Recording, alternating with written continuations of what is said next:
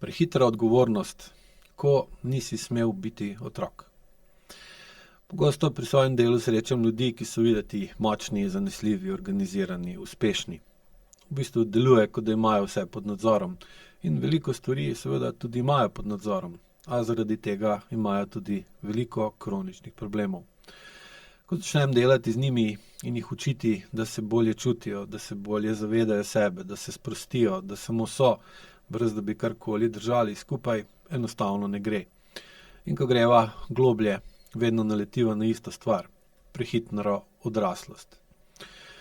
Kot otrok je moral nositi več, kot je bilo zanj mogoče. Moral je pomirjati mamo, skrbeti za otroke, brate, sestre, razumeti očeta, delati, služiti, biti uspešen športnik, biti uspešen učenec, dijak.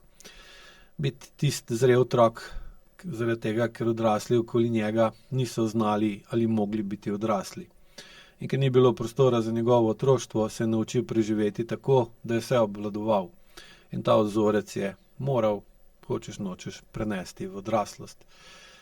Zdaj ne znaš spustiti, vedno moraš nekaj urejati, reševati, predvideti.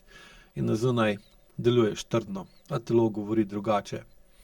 Zakrčen trebuh, napete rame, bolečine v križu, bolečine v nogah, uničena kolena, uničeni sklepi, utrujenost, kronična utrujenost, izgorelost, stalna pripravljenost in boleča duša.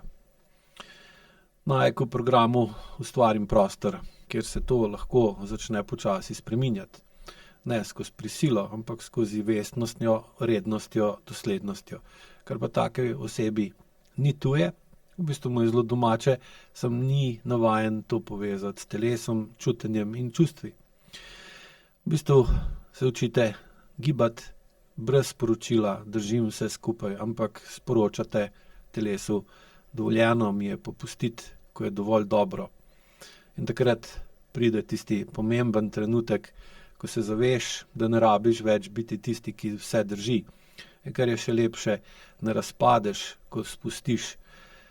Zaradi tega, ker prvič zares začutiš, da si dovolj, tudi če ne držiš, zaradi tega, ker so okrog tebe ljudje, ki jim zaupaš, in to zato, ker lahko končno zaupaš samemu sebi.